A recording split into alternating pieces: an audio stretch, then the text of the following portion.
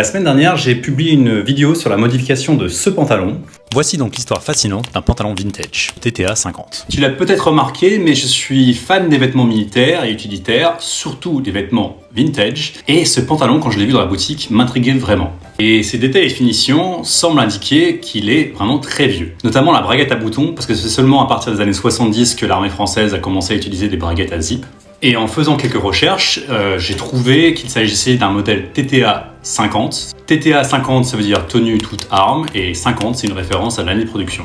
À la fin de la Seconde Guerre mondiale, l'armée française devait se moderniser. Les uniformes hérités des années 30 et 40 étaient devenus inadaptés, à la fois au terrain de conflit et aussi aux guerres de décolonisation. C'est dans ce contexte qu'est d'abord né le pantalon TTA 47, donc 1947, et ensuite qui a été succédé par le TTA 50. L'idée était de créer un vêtement standardisé, utilisable par toute l'armée française, qu'il soit fantassin, parachutiste ou encore les blindés, basé sur des modèles de troupes américaines. C'en était donc fini des modèles différents selon les unités, place à un seul équipement, plus pratique, plus robuste et surtout plus économique à produire.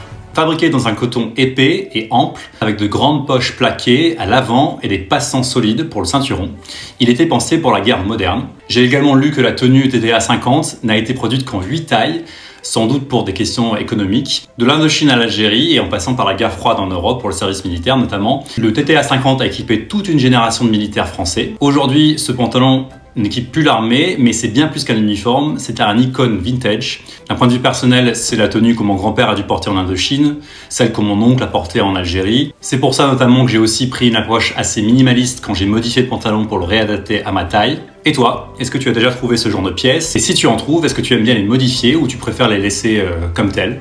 N'hésite pas à me le dire dans les commentaires.